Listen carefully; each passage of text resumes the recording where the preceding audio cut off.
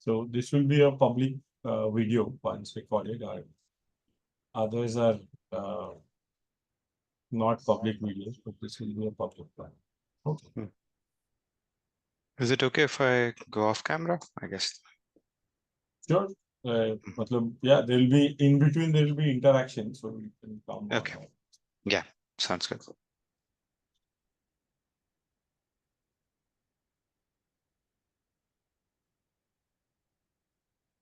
Okay, so you can see the slides. Yes. Yes. So let's get started. Yes, we do. So we'll start with our prayer. So sit comfortably, and we'll do it together. If you're on a chair, let your feet be comfortably on the ground. Your back supported. Relax your shoulders, gently close your eyes. Bring your attention to your breath for a couple of rounds.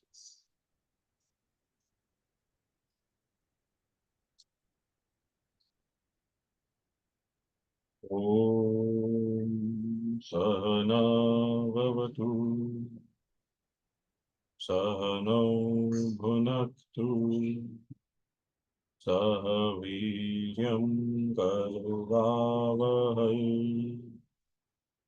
Tejasvinavadhitamastu ma vidvishavahai. Om Shanti Shanti Shanti.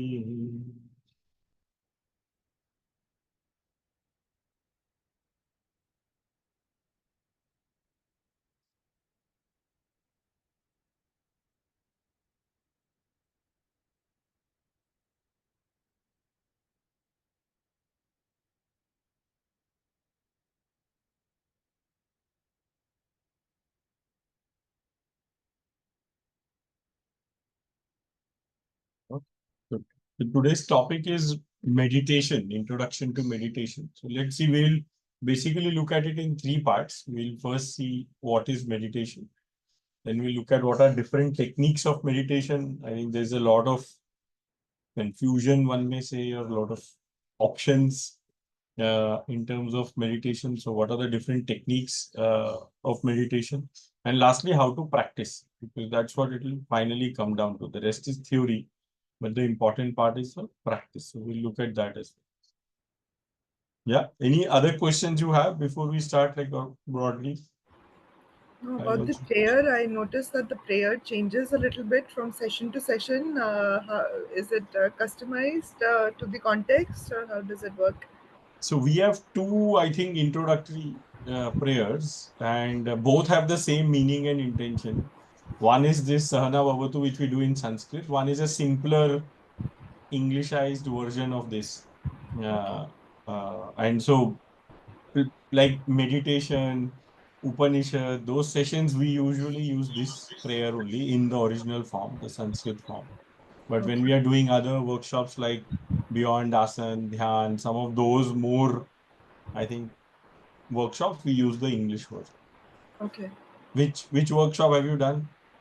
So I've done the body, the Swasth body, and I've also done Ahar. Okay. So there we would have used a different one. Maybe be Swasth. Swasth. Yes. Yeah. So that's the Englishized version of this. The intention is the same.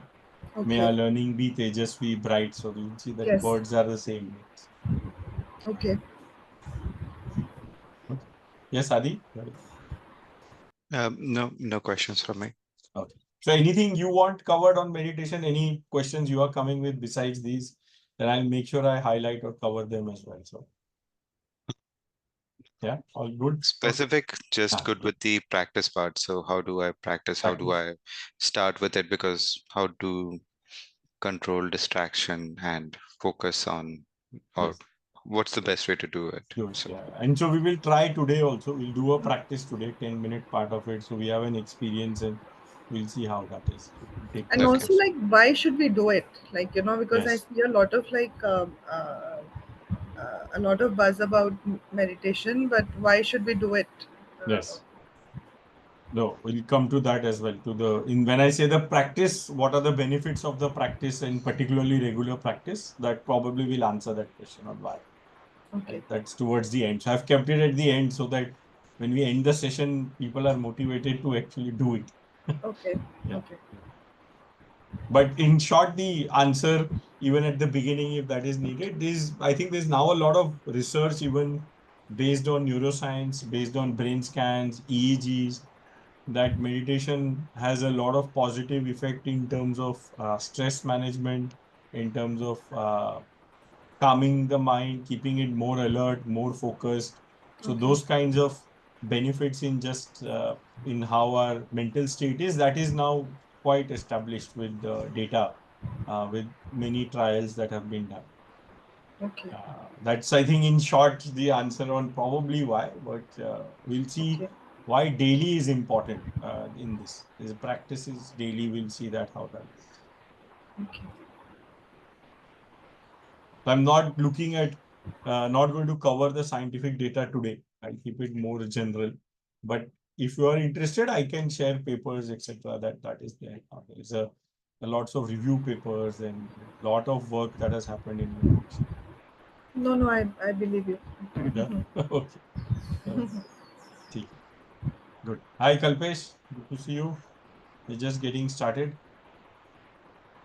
Yeah, sorry for being late. I didn't No realize. problem. Good. Okay. So let's see what is meditation. So meditation sort of can be defined in two ways. One, can be seen as a state of meditation, as an end state. And in short, that state is described as becoming one with something.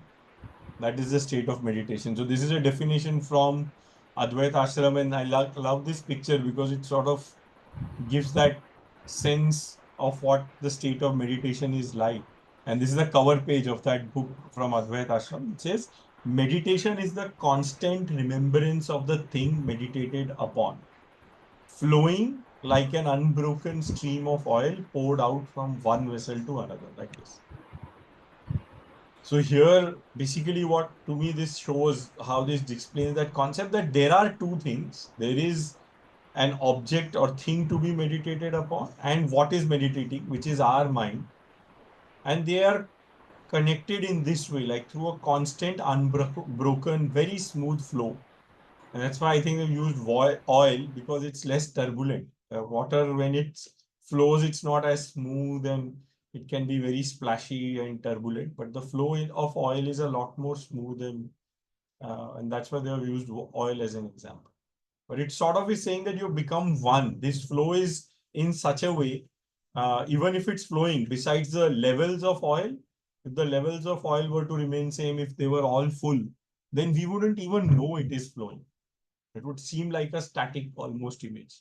So that's that state of meditation. So when we are meditating on something or have an object, then we become one with it. That separation goes between what we are meditating on and what and who the meditator is. They become the same. So that's one way to see it. And this is I find this as a very abstract way. This is how it's typically defined. And it sort of describes a state which seems very unrealistic almost, and like almost very, very far, because our experience doesn't suggest anything like this, anything that we become one with anything. So what I have found is a more practical definition, which is more like the process of meditation. So meditation as an action, not as a noun, but as a verb.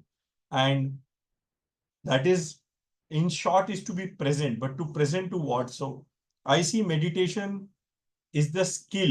So it's a skill to experience the truth of every moment with compassion and non-attachment. Right? So in this, every sort of word is important. One, the fact that it's a skill. The skill of what? To experience the truth of every moment. And when we say truth, it means the whole truth. And that's where a lot of the exploration goes. And we'll see that a little bit when we look at the ways of meditation, how this is approached. But this truth of every moment, the complete truth, the truth which is outside us, the truth which is inside us. So being aware, being able to experience that and experience it with compassion and non-attachment. So the words used often are karuna and vairagya. So karuna is, or compassion is compassion.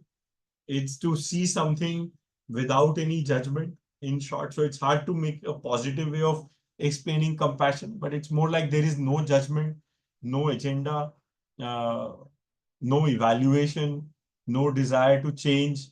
It is just observation. Observation with sort of the best intention at heart. That to me is what compassion is. And non-attachment or vairagya sort of more relates to non-attachment to the result, to the purpose of this exercise. So typically we do something, we have a goal in mind. We have a goal that we want to achieve this or that. But meditation, when we are doing, it is basically about just seeing the truth without any judgment and also without any attachment to the outcome. Like, what will I gain from meditation? Right? So you did ask in beginning why to meditate, but finally the process is to reach this state where we can do something. Just be present for the sake of it, without saying, oh, I want this. If this happens, I'm good, or this happens, I'm not good, right? So as soon as we want something, we expect something.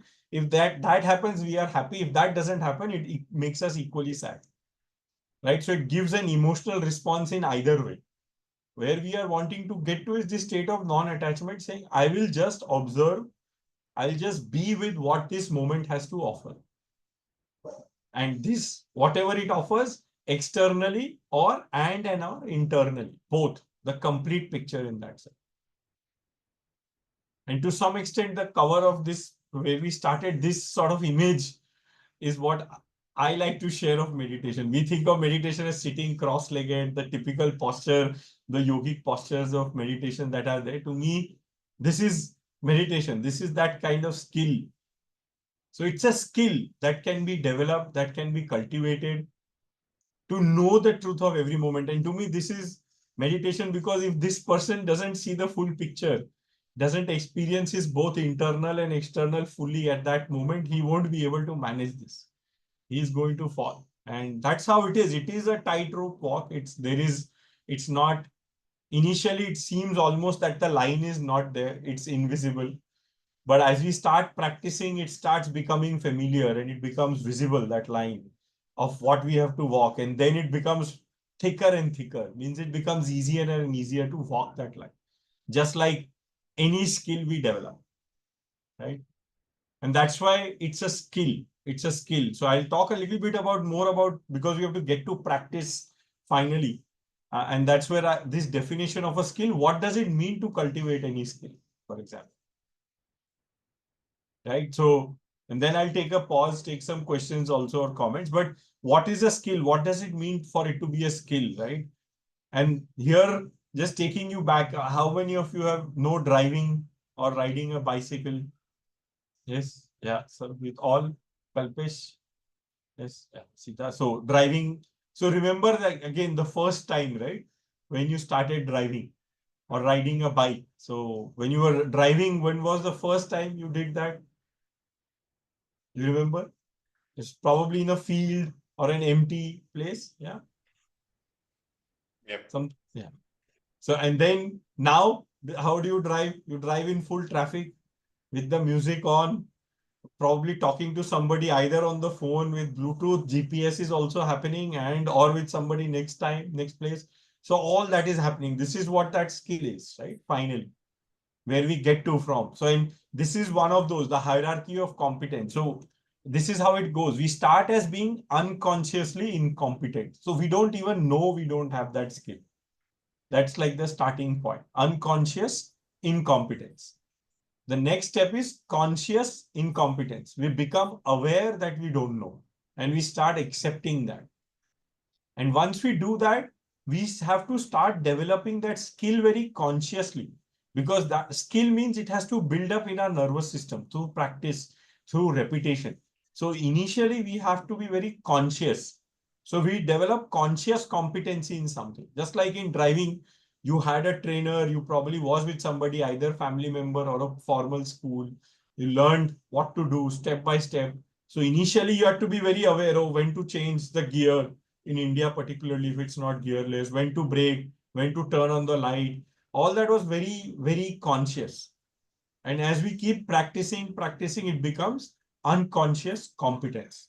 So we don't even know, but we are executing that action.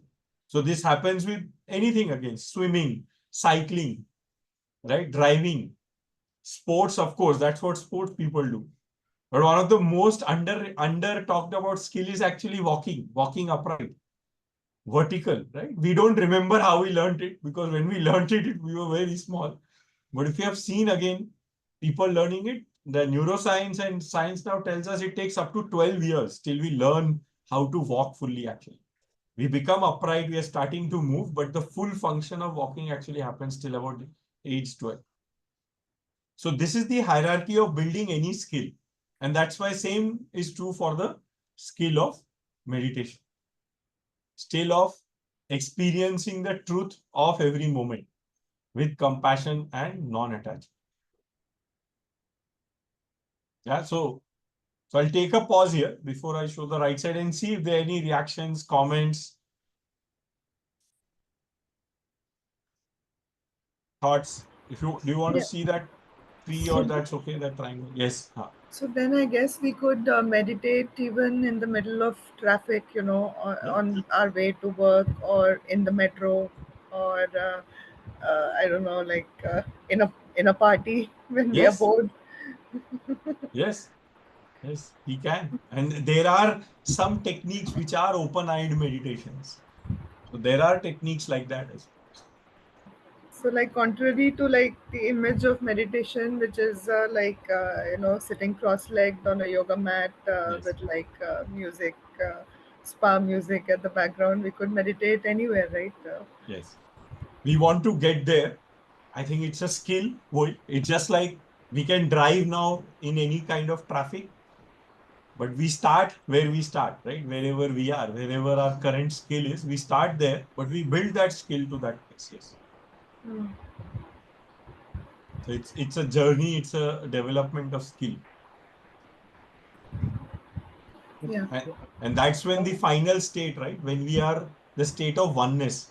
When you are in that state, you are one with everything around you and inside you. So that's where in a party, you will be that way as well. Nothing will disconnect you. And I understand the karuna part, but I don't understand the vairagya part. Like, why is non-attachment important?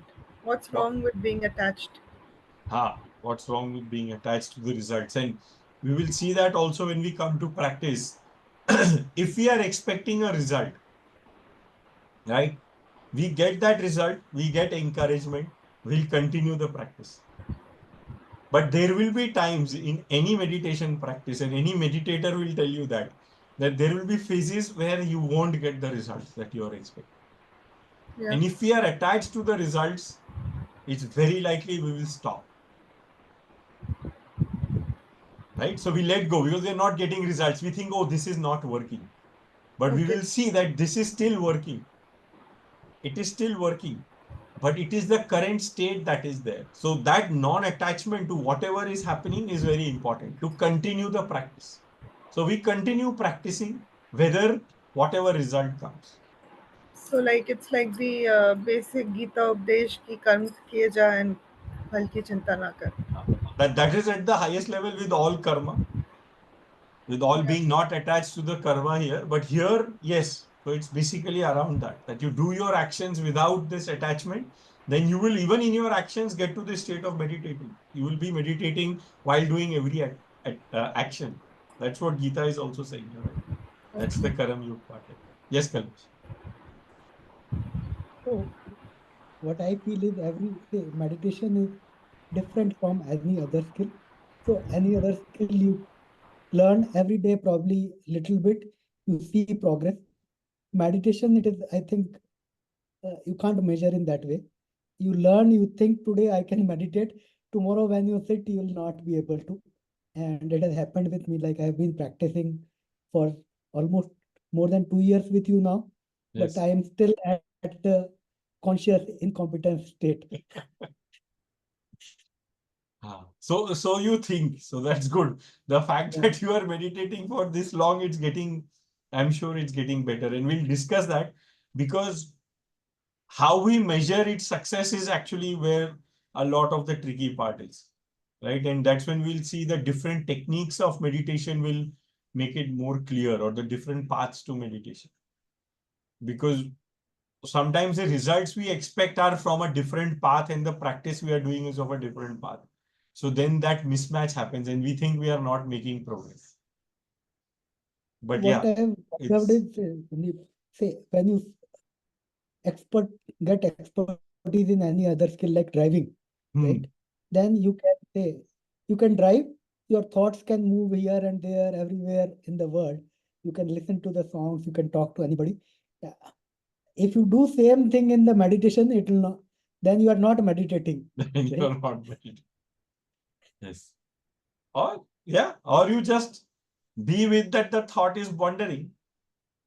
That is the truth of that moment, right? That my mind is Mhm. wandering. That is the truth of this moment. So if you stay non-attached to that and observe that, know that truth with saying, my mind is wandering. That's it. Don't attach a And judgment what to you it. are, Yeah, it is bad. It is not good. My mind shouldn't wander. As soon as you do attachment to that or wo judgment aa gaya, then you are not meditating.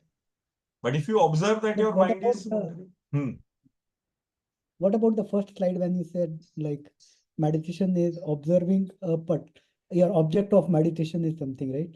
So if it is the object is thought, then probably what you are saying is right. But if object is something else, then probably it's not that, So right? the first slide, that's why I said, the first slide I said was the state of meditation. One of the Hmm. definitions of the goal of meditation is that we become one with whatever we are meditating on, Hmm. right? And that is related to one of the techniques. But I find that definition is very abstract. So I Hmm. prefer this definition that it's a skill to build. It's a skill around knowing the truth or experiencing the truth of the moment with compassion and non-attachment. And we'll see how these two actually result in two very different ways or techniques of meditations. That's what we'll see. And that has resulted in that. Actually, there are two complete different schools of meditation at the highest level. And they further then break up based on what happens. And that's why we have so many meditation techniques now. And it's very confusing. Mujhe kya karna hai? What do I do? And what do I choose? Basically, that becomes a confusion. And it's important to again see what works for you and when. And we'll discuss that after this. But in either case, the goal is the same, to build this skill of knowing the truth of the moment with compassion and non-attachment. Because when you do that, if you take an object, you will become one with the object. Because that's the truth of that object, the full truth of that. So they both result in the same outcome, but the ways are very different. Okay, good. I'll bring that up now. Okay. Anything else? Any other questions, comments? Hi, Shivani. Good to see you. Hi, Sandeep.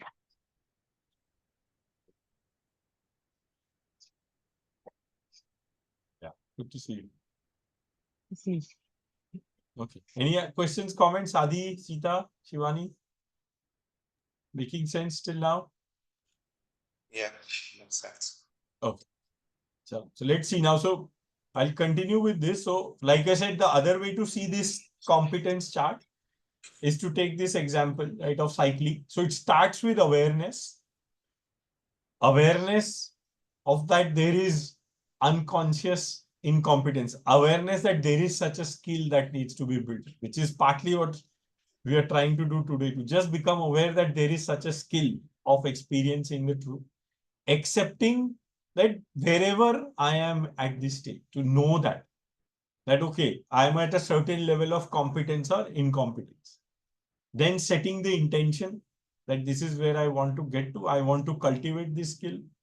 And then going to the next phase where typically there is support to start with. Again, remembering any skill you build, typically we do need some support initially to know the nitty-gritties, etc., to find that path to sort of, and sometimes we can learn it on our own, but usually we need support. Put in some conscious effort. This conscious competence requires very conscious, intentional effort in a certain specific way, and then regular practice. There is no shortcut. There is no way of learning driving without driving. There is no way of learning swimming without being in the pool. So practice is essential. Then only we can cultivate this skill. Right? So this is sort of the phased manner in which we can go. Now, this is the steps, or you can say the phases in how we cultivate this. But broadly, what are the ways? What do we cultivate? So this larger problem also gets broken up further in terms of what are the different techniques. So these are all names people may have heard: Zen, Transcendental Chakra, Vipassana, Dharana, Samadhi, Dhyana, Qigong. So many names. So where do they fall in? So what, at least in my understanding, I have come across broadly, there are two approaches to develop this skill. So see, the skill is this. This is our goal. It's a skill to experience the truth of every moment with compassion and non-attachment. So the approach one approach, this is typically the yoga approach. This is how it's described in Yoga Sutras or the Vedantic approach. And this is what maybe one is familiar more with. So this says, first learn the skill to experience the truth of something, of an object first, with compassion and non-attachment. So first, don't get to every moment or don't get to the moment, but create an artificial object that we may want to meditate on. And that object can be a mantra, can be a deity, can be something, can be a visualization that we do. But the idea is to start connecting with that. And that's where focus, like what Kalpesh you were saying, we want the mind to stay focused, not wander. That comes in this, because we are trying to build focus in this method. So first step here is to experience the truth of something. So build this skill to say, how can I build this skill to just be with something? And there we start with first very gross objects. Sometimes it can even be a thing, a physical thing. So we may have an idol of a picture. It's like very gross. And then we start becoming more subtle in this. So in fact, the Patanjali Yoga Sutras describe some 6-7 stages of how you grow through this. Slowly. And finally, in the end though, it says we have to let go of that something and apply this skill to this moment. So you build the skill to know the truth with compassion and non-attachment, and then you say, I will apply it to a moment, to this very moment. Right? That's one approach. The other approach is, this is what typically is used in, my sense again is in the Buddhist techniques mostly, where Buddhist-based techniques, Vipassana, Anapana kind. So what they say, learn the skill to experience the truth of moments only. But what do they do in that? They limit the scope of the moment. So not to experience it fully right now, but you limit the scope, you narrow the scope of what is there in the moment. So you're not creating something artificial. You're not creating some other object. You are just saying what is happening in this moment. So if in this moment my mind is wandering, my mind is wandering. Right? But you are able to see that with compassion and non-attachment. So you build that skill to be in the moment, but you limit the scope of the moment. And then what do you do in the final step? You expand the scope to include every moment and everything in that moment. So these are two very fundamentally different approaches. And because of this, the journey looks very different. The meditation journey will look very different. And their pros and cons are very different. So you have to just be aware. So for example, in the first, when you do something like this, you get very clear signs of success. Like even Kalpesh was saying, oh, I have to focus on this. I know, did I cultivate focus? Did I cultivate focus? Did I cultivate focus? Means I am successful. And if I can be with that, for 1 minute, then 2 minutes, then 3 minutes. Very clear success. But there the risk or the con is that we can sometimes get too attached to that something. To let go of that something later on becomes very, very difficult. Eventually, we have to let go. So in fact, even Patanjali says, when you do this, you can get actually very immense power. Some of the psychic powers you are able to get. Because when you become one with something, so an example he gives is, for example, is that of cotton, kapas. So if you meditate on cotton, you will understand lightness. And once you understand this abstract property of lightness, you know that property as an experience. Because you became one with cotton, you will be able to levitate. You will be able to become light yourself. You will be able to work with that. And many such special powers start coming in based on what you meditate on. The something changes the special power you get. So it's very, very likely one gets attached to that special power, if not the thing. And the tricky thing is to let go in that. And he says that don't get lost in this. The final destination is ahead. If you get lost here, then you're फंस गए. तुम basically जाल में फंस गए. So this path, that is the tricky thing. The advantage is what? You get success, very clear matrix of success. You start seeing very clear matrix of success in that sense that, oh, I am meditating on this. I am able to focus on this. For me, for example, my experience in life has been alternating. So when I was very young, 2 or 3 years old, my dadi came and told me that you should do Gayatri Mantra every day. Number of years plus 1 time. So till you're 2 years, do it 3 times. Then when you are 3, do it 4 times. So that was my meditation, to be able to do that. So I was focusing on the Gayatri Mantra. So it was that's what mantras do, either mantras or images. Later on in my life, Hanumanji and the Hanuman Chalisa became that. Right? So that was one way to build that connection. Now in approach 2, what are the pros and cons? The pro is that there is nothing later on. You are actually doing what you are supposed to be doing. You may be doing it for only 5 seconds in a day. But you are doing that only that you are meant to do. So what you end up doing is, can I now keep expanding these 5 seconds?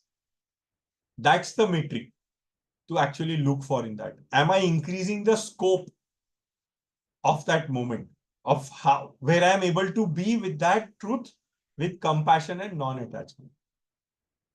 But the danger or the con of this is, it's hard to measure this progress. Right? You don't know whether you are progressing. It seems like I'm not doing anything. Kalpesh बोल रहा है 2 साल से लग रहा है कुछ नहीं कर रहा है. But the fact that you are able to become aware of this is success in this.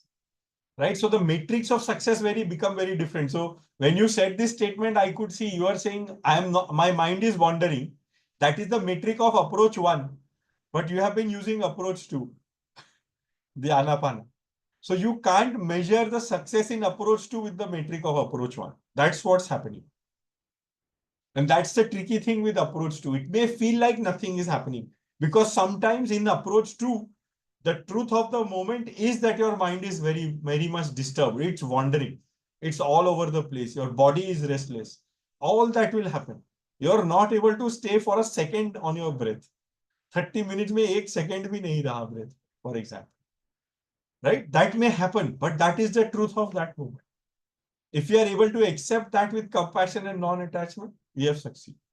That's it. Right? So the evaluation criteria are very different in that. And it is harder to measure success in this unless we are very clear of what that is.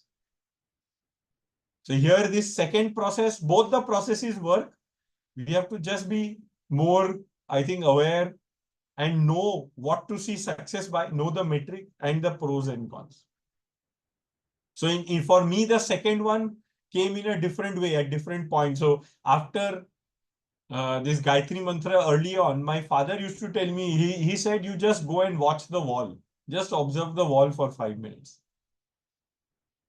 So I used to do that. He used to ask me and my brother. So that was my first experience with this kind of meditation, saying just sitting. I didn't know it was meditation. He just said, do this as a practice. So I did for some time. Then that went away because we were always looking for some success. Then Hanuman Chalisa came. Then after that, now Vipassana has come, which is the Buddhist technique. That's very much along approach too. My current state is I do a combination of 1 and 2. So that's where I am after this awareness. Yes, Kalpesh, go on. Good. I am little confused. Say Vipassana, when you do Vipassana, you are still trying to concentrate, focus on breath or say your body or sensations. Isn't it like some sort of object rather than moments? Yes. So you are trying to concentrate on the breath, but you are not trying to change it. Your goal is to experience the truth of the breath. So that's what makes it more like 2, where you are reducing the scope of the observation, saying just observe here in Anapana. And in Vipassana, the sensation in the body in a very specific region. So what you're doing there is to reduce that scope of the observation. It's not saying the breath has to be in a certain way. That's what happens in the first, right? More that there is an object and the object is in a certain way. So we are not taking that way. We are just observing the truth of that object. So you're just reducing the scope there. So some of the meditations, like what I think Sarabjit was mentioning in this, are open-eyed, saying, I'm just observing externally what is there. Just sitting and observing the full truth. Whatever is coming in my, let's say, the eyes, in sounds, whatever I'm listening. So if I'm sitting somewhere, and this people experience when particularly they are in nature, in more wild nature, in national parks, you are able to be there in that.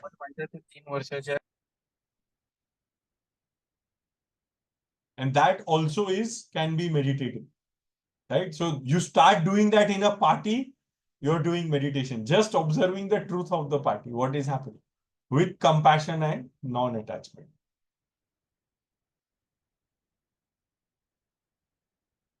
I'm keeping this slide up, seeing if there are questions, comments more. Is it making sense?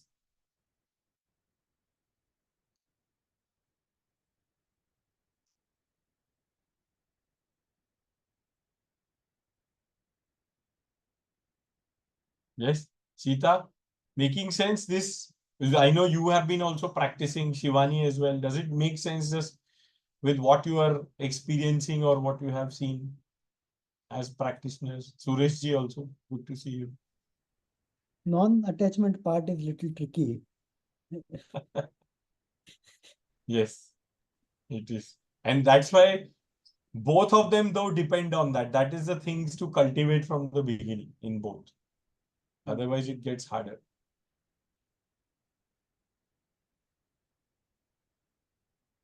And for others also who may not have practiced but have heard, are you able to see how the different ways of meditation or whatever are known as meditations are falling in one or two of these categories? Right? In some, we are very clearly saying meditate on this, focus on this, cultivate this focus, repeat it, stay with it.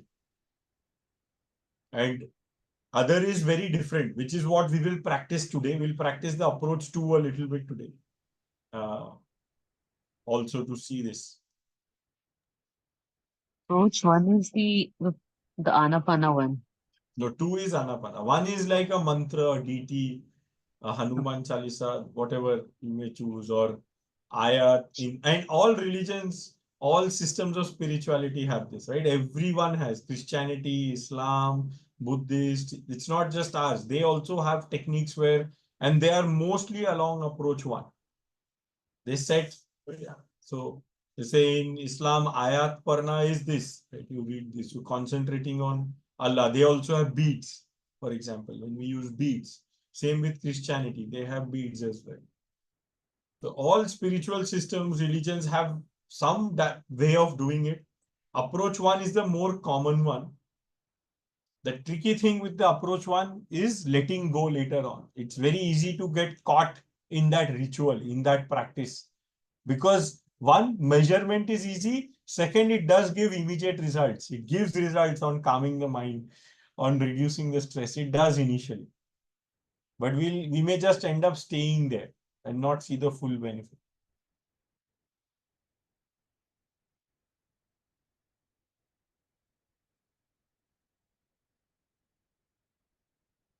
In approach one, another way to see the difference in approach one, typically meditation becomes only 30 minutes, 1 hour, whatever time you are dedicating, correct, to meditation. I am doing my meditation practice. So meditation is those 30 minutes of the day when I do my practice. In approach two, meditation can be 24 hours. In fact, that 30 minutes in that meditation is like trial, is like training ground. We are preparing ourselves for it to be in the 23 hours, 30 minutes, the remaining. It has to spill over because I should experience the truth of every moment. I know from beginning that's where I am to get to. I have to expand this. And it starts expanding. In fact, the success of approach 2 is a lot on this part, that what happens in the rest of the day. Not actually in that 30 minutes. So is praying meditation? Praying can be a form of meditation, yes. First time, yeah. Particularly if it's repeating the same thing. If it's just talking like a conversation with God, it may not be fully in that meditative space. Also, the content of the prayer may result or not result. If the prayer is about a transaction or a request to the God where we are attached to that outcome, then it may not be meditation. It has its own role. That is part of Bhakti Yoga, but it's not meditation. Yeah. Meditation is more on the lines of Raj Yoga. But prayer is a big tool of Bhakti Yoga. So prayer as a tool has huge benefits. So, but it wouldn't be always meditative. It can be meditative, but it may not always be meditative. Does that answer, Sarabjit? Yeah, makes sense. Okay. And yeah, in larger scheme of things, just putting in meditation is one of the tools. There is a whole range of tools, right? Which is Bhakti is a big tool itself. Karam is a big tool. Karam Yoga is a tool. Meditation is falling under Raj Yoga. But we have Gyan Yoga, Bhakti Yoga, Karam Yoga as three other pillars or parallel tools or systems itself to reach the same state at the end. Can we say that when you are trying to experience something which is imaginary, that is something approach one, and when it is real, yes, it is approach two? Yes, kind of, yes. You may say imaginary or planted also. It may be real, but it's planted. Like an idol is planted. It's real. A mantra it's real, but it's planted. It's brought in as an aid. In approach two, you don't bring in anything. Whatever is there, you be with the truth of. You may reduce the scope to start with. That's what we try and do. Either in time of day, in terms of what we want to pay attention to, we do that. Right? We slowly build our skill to be present. It's like learning driving. We first don't drive on traffic, right? Straight away. We go to a ground. We go to early morning when there is no traffic. We want to learn first where there is less traffic. We reduce the scope of our skill learning.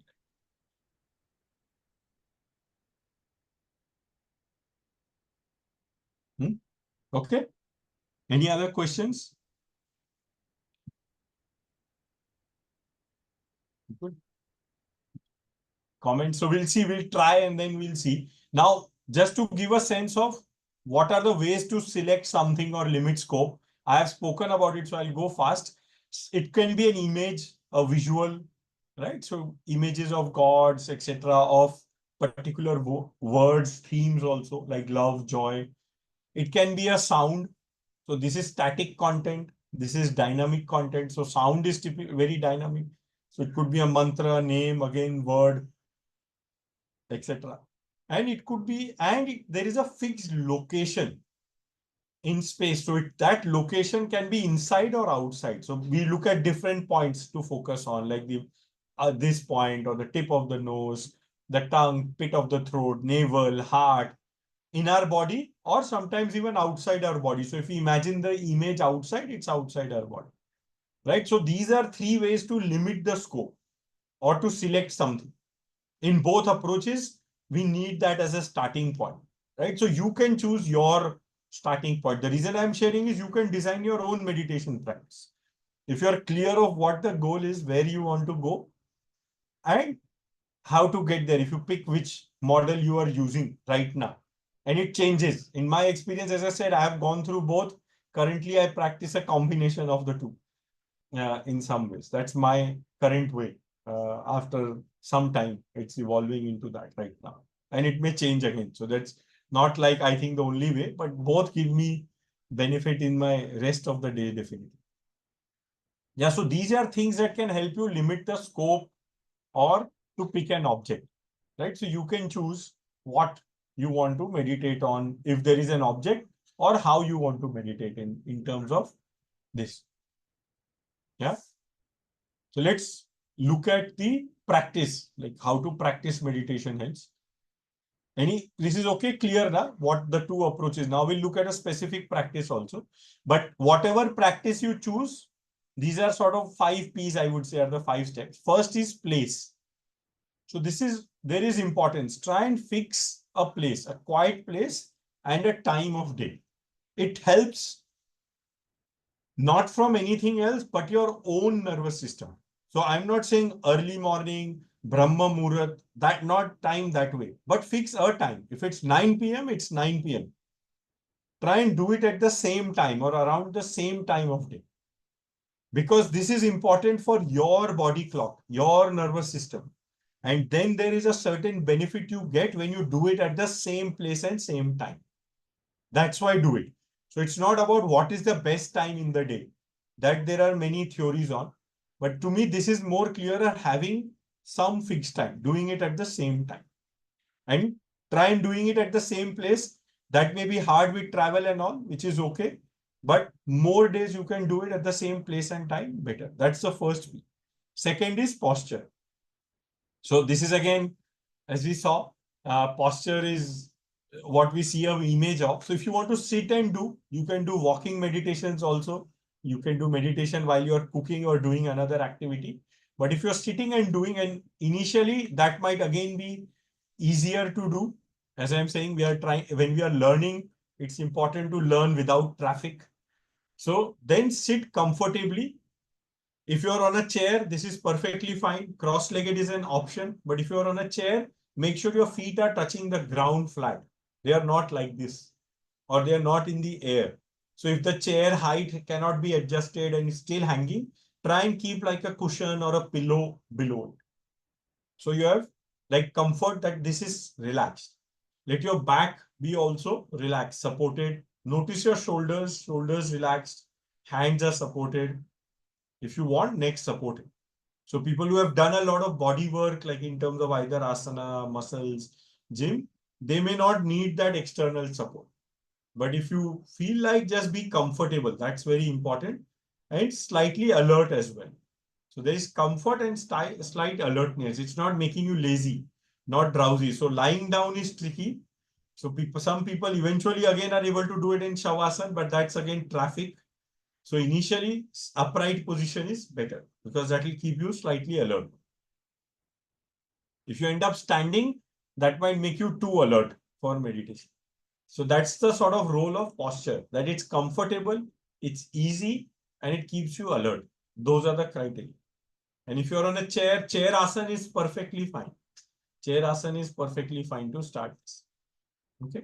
Then third is to prepare.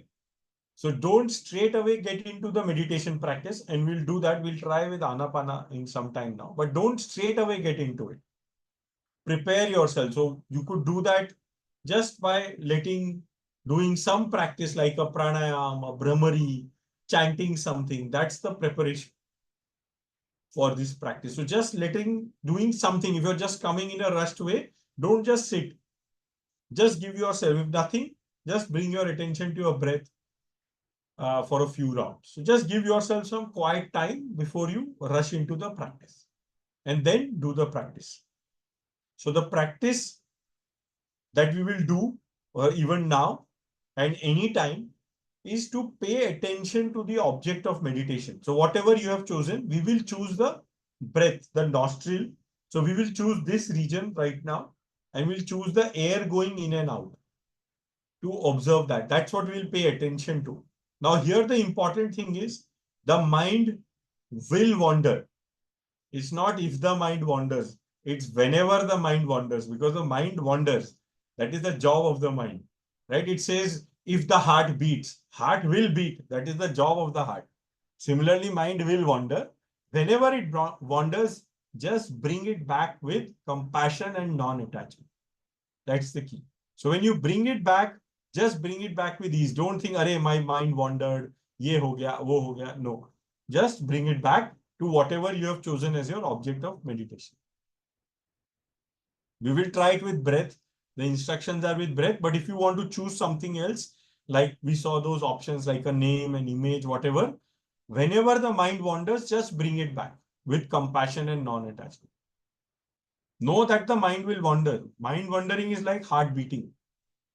That's the job. It will go somewhere else. You just bring it back with compassion and non-attachment, with this. That's very important. Yeah. And then end also, pack up. Don't just end. Oh, time is up. Let me just quickly go do the next thing. Keep a few minutes, and we do keep that in our practices also. Come back to here and now gently, which is just slowly open your eyes, become aware of your surroundings, listen to the sounds around you, right? Just getting used to the light. Give yourself that time. Maybe it will take a minute or so, but do that. Don't just immediately rush into something. So these are the 5 P's: place, posture, prepare, practice, pack up. Any questions, comments, clear? And this is a good time to ask. Like Adi, you were saying practical things also. If there is anything, feel free to ask it, right? And this is a good time. Then we will try also, and then we'll again have some questions, time for questions.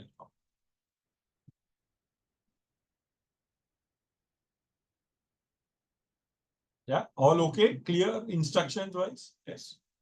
Okay. Okay. Thank you. So what we will do now is we'll practice. And as I said, what we will practice, we'll practice the in and out flow of breath through our nostrils. So what this is doing is it's fixing the location here. Breath is both dynamic, and the location is bringing some of the static part to it.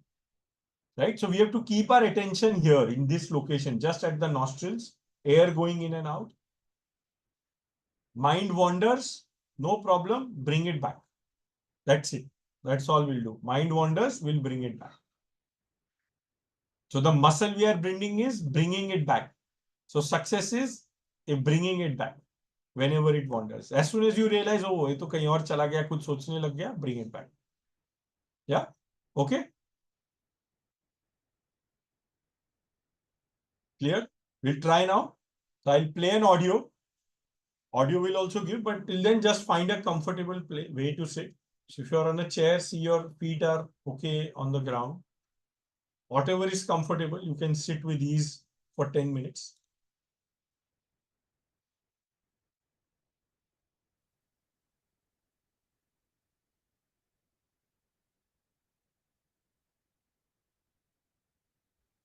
You can gently close your eyes and just listen to the instructions now.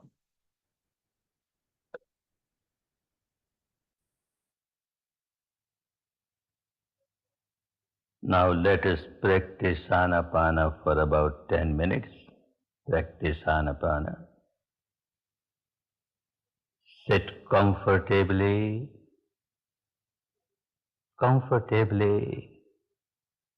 in any posture that suits you.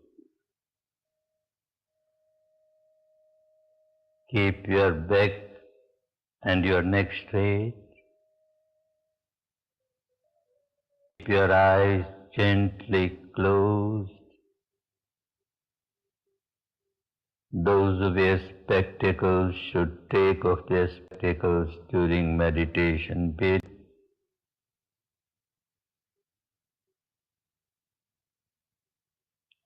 Keep your mouth gently closed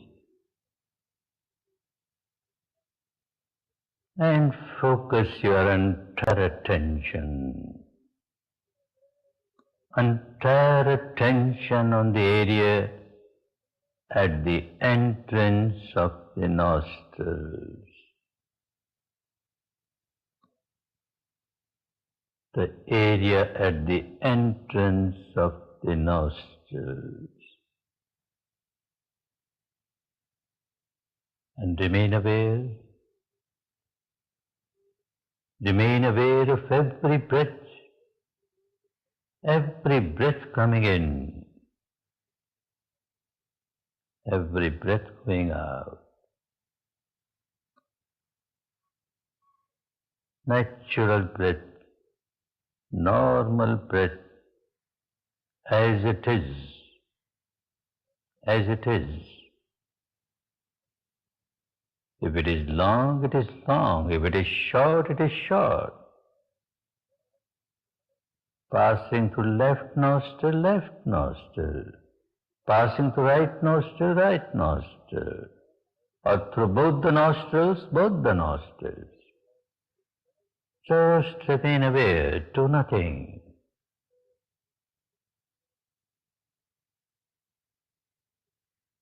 Just remain aware.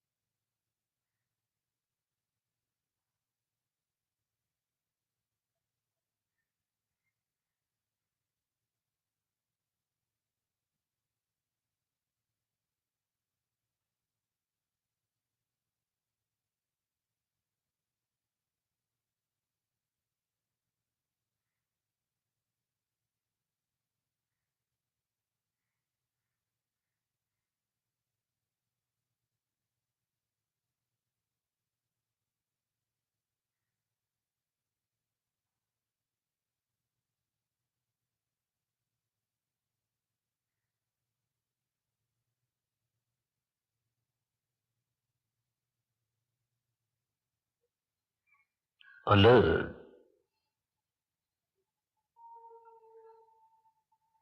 attentive,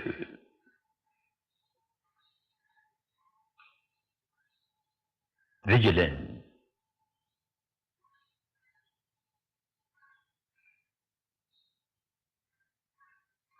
remain alert, attentive, vigilant.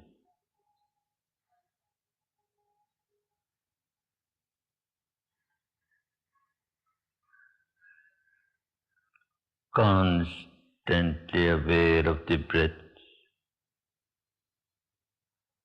the incoming breath, the outgoing breath, incoming breath, outgoing breath.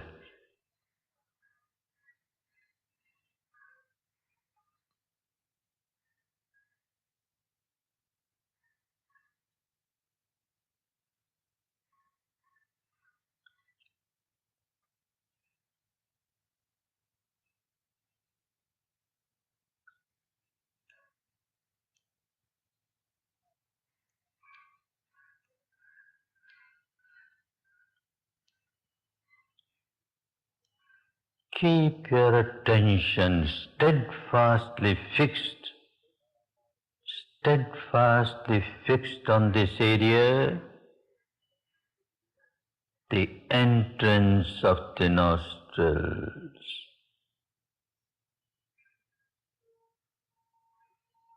Like a gatekeeper, like a watchman, aware of every breath entering the nostrils, aware of every breath moving out of the nostrils,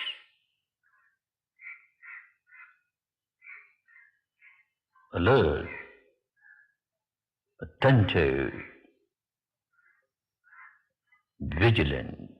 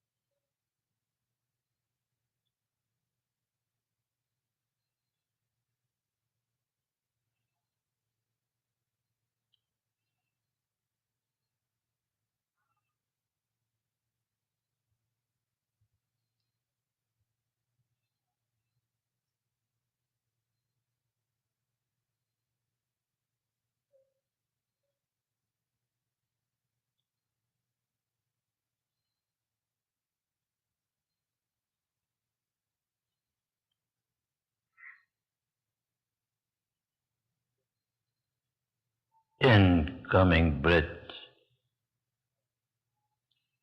outgoing breath, natural breath, pure breath, nothing but breath.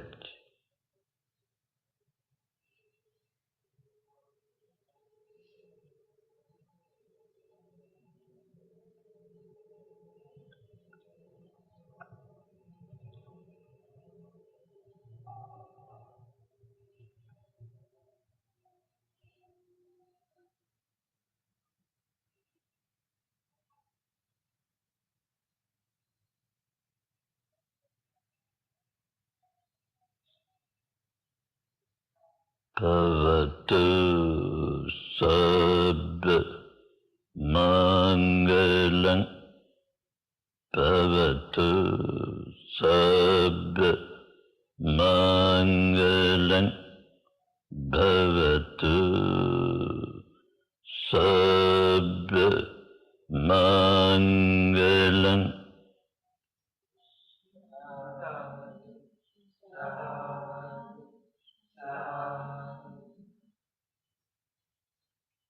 Good, good. Be happy, be happy, be happy.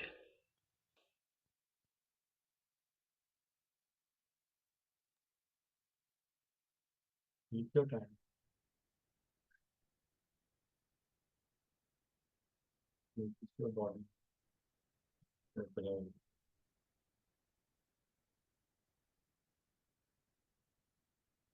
So you keep complete and straight. Your eyes become present to the breath.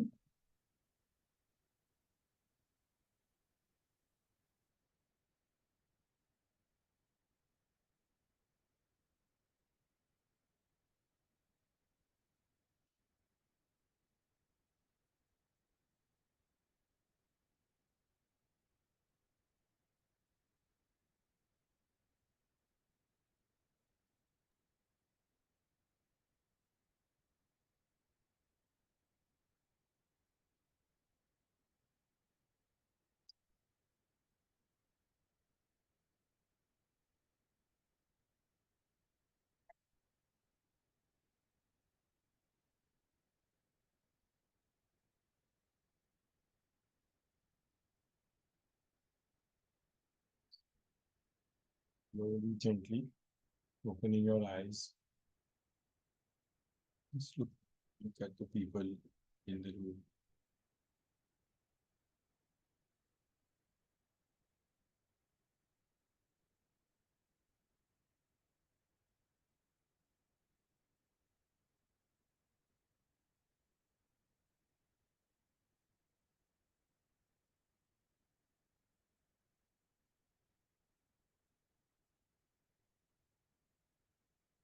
Yeah, keep some time open. Say, how would you describe the experience?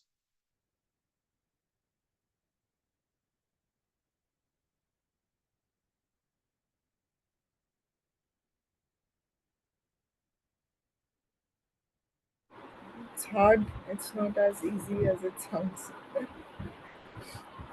Yes. It's hard.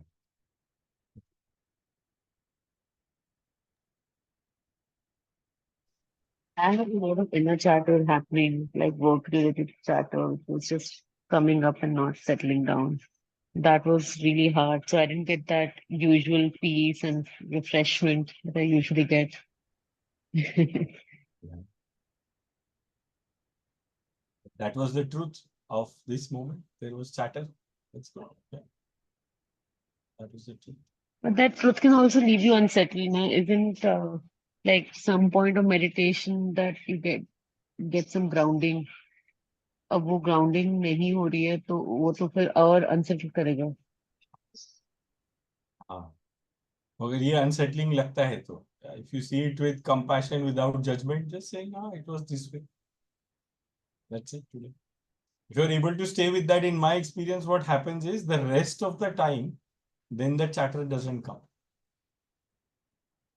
So if you've given that chatter space now, it gets done now. The rest of the day, actually, in the morning, if you do, in the night, if you do, then your sleep is very different. Varna, this chatter continues in the sleep. Your sleep is less restful. If you do this, then that becomes better. So the effect of this is not in this. That's why I'm saying don't judge meditation by that 10 minutes or 30 minutes. It's what happens before or after that is equal. Yes, Adi? For me, it was initially it was a lot about bringing the attention back to the breath and nostrils, and it felt like the attention just kept on drifting away, and then I was bringing it back, and at some point I was feeling it a lot more in the center of my eyes, and that's so that's where the attention went and not at the nostrils, and it felt like I was in that state for a long time. But then I don't know if the boundaries were blurred and I was actually dozing off or meditating. But I remember I could listen to every word, so that was happening. But yeah, otherwise it was more of an exercise, and like you're flying a kite and you're trying to control it, and it's going away and coming back. Okay. Yes. Thank you. That's a good description. And today you felt moment of focus as well. And sometime it was distracted also.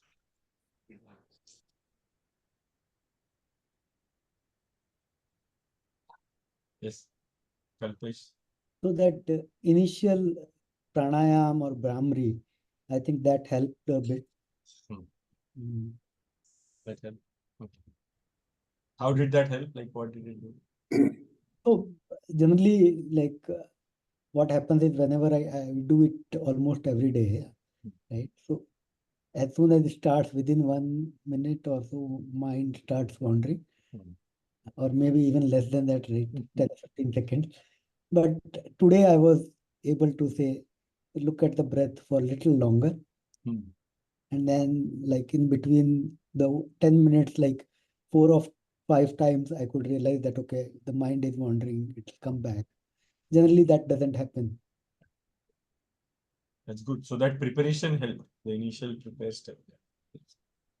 No, it does help. It does help. It just allows us to bring it back better, become more aware.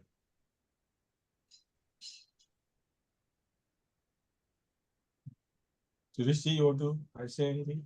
Why it is so? When we sit for meditation, everything comes at that moment only. Future, past, past. Why so? I am unable to understand. Why? Well, Why at that moment only? it will only come then only, na. Till you accept it is coming, it's okay. It is coming. अरे चलो तभी तो आ रहा है, कभी तो आना चाहिए. So you think अभी आ रहा है. And then it will stop. Once you start accepting कि हाँ, it is coming with compassion, non-judgment, non-attachment. हाँ, ठीक है. It's coming, it's going. It's It's coming, coming, it's going. Yes. कहीं तो जाना है ना. अगर वो आएगा ही नहीं तो जाएगा नहीं. तो it will stay inside. So in this observation process, just see it like some reel is flowing. That's the one way to see it. Whatever is coming is flowing. We don't attach with it. We don't get involved with it. The moment we engage with that past or future, then the mind has wandered. Then we bring it back to the present. Otherwise, we just see it, chal raha hai, reel chal raha hai. It's like, exactly. that it will come. Mind ka to kaam hai wo. That is a process, as I said, that is a process of the mind.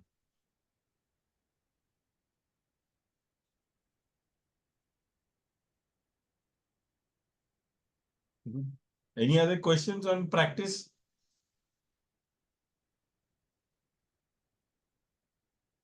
So now the important thing is practice, the daily practice. Right? It's why it is important, what it does. I'll share a little bit of that by just seeing. So what are the daily practices we have? Everyone has some daily practices. No? We do something daily.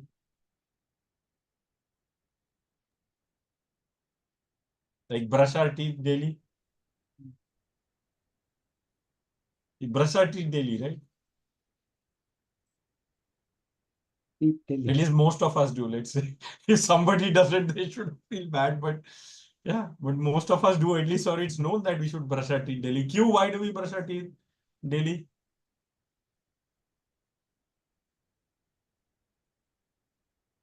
Hygienic, cleanness, Oral Yeah. feel hygiene. good. Oral hygiene, yeah, it keeps dental hygiene, oral hygiene. Nahi kara to it will result in some diseases, right? We believe in decay, caries, all that, foul smell, all that will. And what is the other thing we do daily? Sleep. Mostly, huh? Sleep. Daily. Sleep, we definitely sleep. So sleep is passive, actively we do. Mostly again, bathe daily. Bathe daily. Yeah, we bathe daily. So we do that for, right? Again, same, right? Just to keep the physical body healthy. And what will we get? There is some benefits also to it, right? By doing that. So the larger benefit. So I've tried to, yeah. The same way actually is meditation. So I'll just share this very quickly so you can get a sense.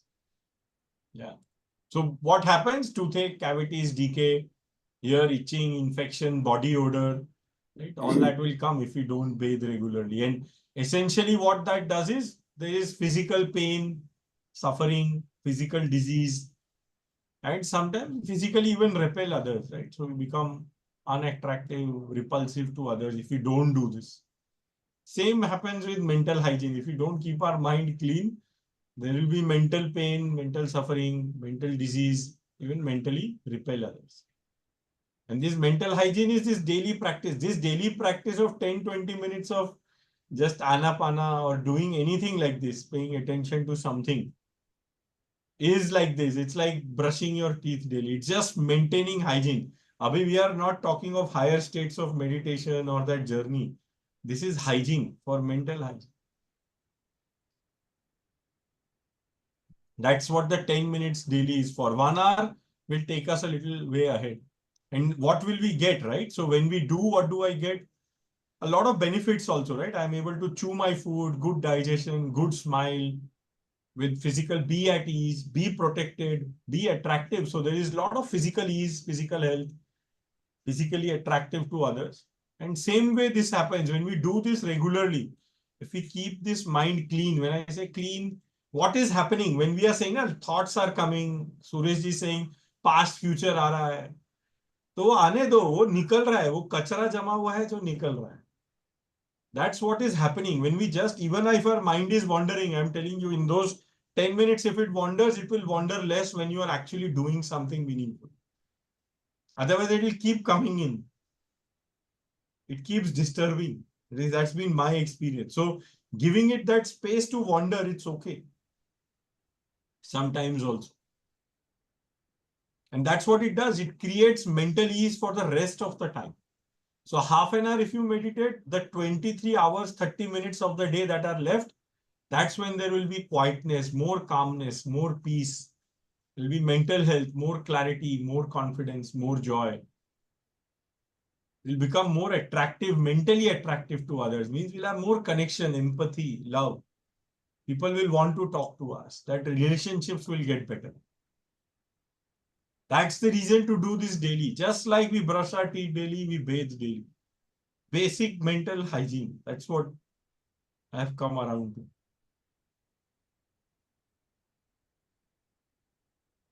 This happens in travel is the only time when this practices gets disturbed, particularly international travel with time zones, etc. It becomes very tricky.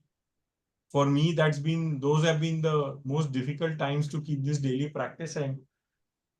But still I make sure I find some time, join something so that when I don't do it, now I see this difference. I can immediately sense this difference of lesser calmness, more the mind is perturbed constantly.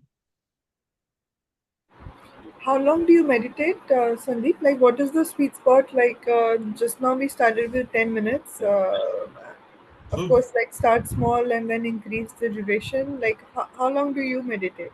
so now my routine is typically 30 minutes twice a day. So we have that. So I will share that. So we have these groups now. So every day we have this WhatsApp group also, and we meditate. There are 3 slots fixed: 6 a.m., 7 p.m., 9 p.m. IST. So 30 minutes. We play this audio. It's 5 minutes of prep, 20 minutes of practice, 5 minutes of pack up.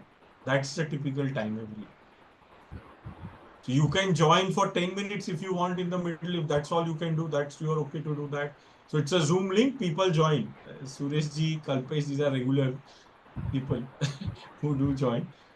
Who was the Two narrator on the audio sorry. tape? Yeah, sorry. So I should have that credit.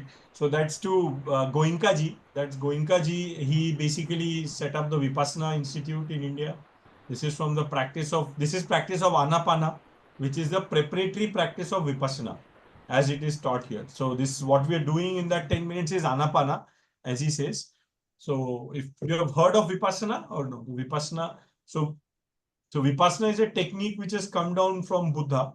It was preserved, he says, in Burma for almost 2000 years. And in the last 30-40 years is when Goenka ji has brought it back in a big way to India. It typically, the Vipassana starts with a 10-day complete silent meditation retreat. So you go there, mobile phones, laptops, books, everything is gone. No, you can't communicate with even other participants. You only communicate 1 minute or 2 minutes with your teacher in a day. And the rest of the time, almost 10 hours a day is meditating with instructions. It's very clearly planned out. First 3 days is Anapana, and then 7 days is Vipassana after that. So the Anapana is the preparatory practice, what we are starting here, which is to learn to stay with this skill of observation. It's Buddhist technique, so it's approach to, fully approach to. There is no religion, no symbol, no word, nothing. It is just observing what is happening with you, with the breath to start with, and then with the whole body. So that was his voice, Goenka ji. All Vipassana sessions are completely like this with his voice. There is a full direction in almost every moment of that session. So you know, you have very clear instructions what has to be. That was his voice. So this audio is freely available. About Anapana is freely available on their site. So they have encouraged now people to at least start doing this.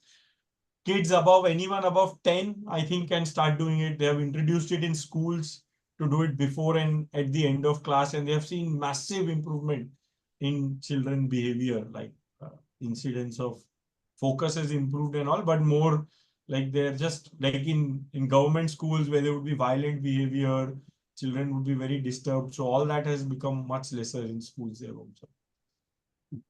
They You have can, started I'll it share the also audio of this. in jails also, right? They have started In? central jails, Tihar Yeah, jail. in prisons also. That has been done. Tihar jail mein there has been a massive experiment and continues there. They have a permanent Even center. US also it's done in jails now, prisons. They have permanent center. Now Tihar jail is a permanent place. So prisoners go for Vipassana in the jail while they are there. So it's a fascinating thing, a lovely documentary they have made also on the initial experiment. Now it is permanently there. I've You done would it say. couple of months ago, recently. Huh? I've done it recently. Acha, you did it finally. Oh, good. Very nice. How was it? Good. Yes. Vipassana, that 10 days is something. But yeah. So fourth or fifth day, like I realized, I was thinking कि ये क्या कर रहा हूँ मैं, क्यों कर रहा हूँ? It happens like lot of people I've seen, like people who were sitting to my side, all were disappearing after 3-4 days. Yes. Yeah. But I was there for 10 days. Oh, fantastic. That's a very new experience. This is just preparing for that, and you can obviously go there. But yeah, that was his voice. And thanks to him, a lot of work we have done on this technique, the Vipassana, and brought it out. So that's good. And his lectures are all available on YouTube also. Yes, lectures are now available on YouTube. The book is there also. All of that is there.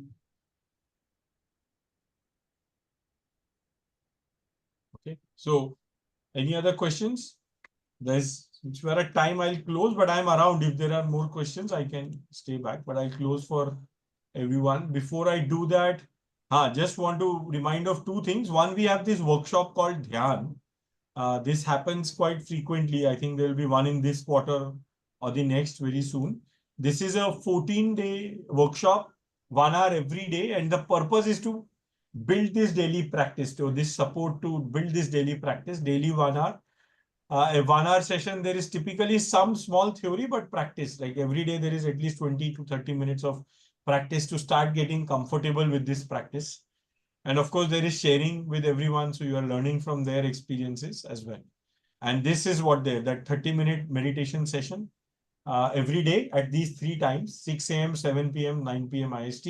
It's a Zoom link. I'll share the WhatsApp group link on the alumni group. So you can, and on this group, the Wholesome Living group. So you can join that WhatsApp group before the session starts, 10 minutes, there is a reminder. The Zoom link is in the group description. So you can join. And this is how it's broken up. 5 minutes is place, posture, prepare. 20 minutes is the practice. So instead of this 10-minute audio, 20-minute will come. Same Goenka ji, same Anapana is there. The practice is this only. And then 5 minutes is pack up.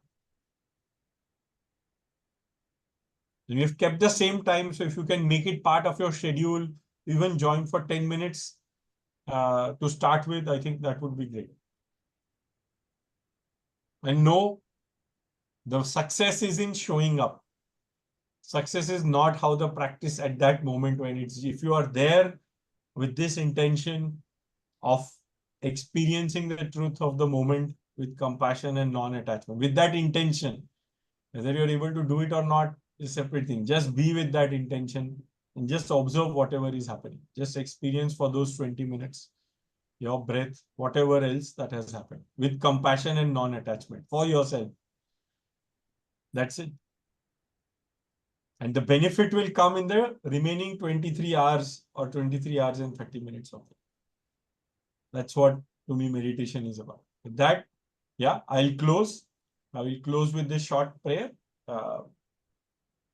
Just sit comfortably. Close your eyes. If you're on a chair, let your feet be comfortably on the ground. Your back supported, shoulders relaxed. Gently close your eyes.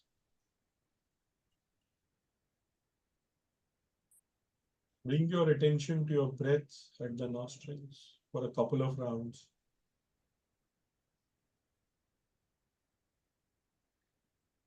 Do it all together.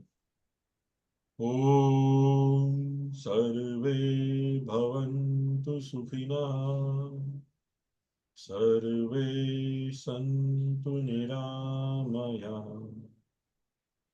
Sarve Bhadrani Pashyantu Ma Kaschit Dukha Bhave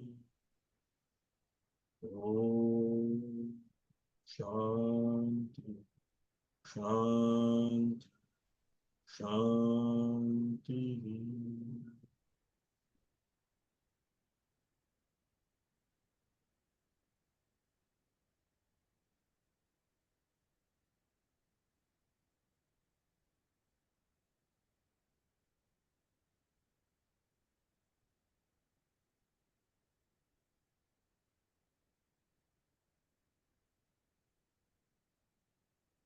Thank you, everyone. You will send some PDF for this? Yes, I'll send the PDF on the group, on the alumni group and the Wholesome Living group, and the recording also. Thank you. Thank you. Thank you. Thank you, Sandeep. Thank you.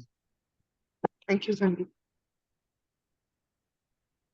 Thank you.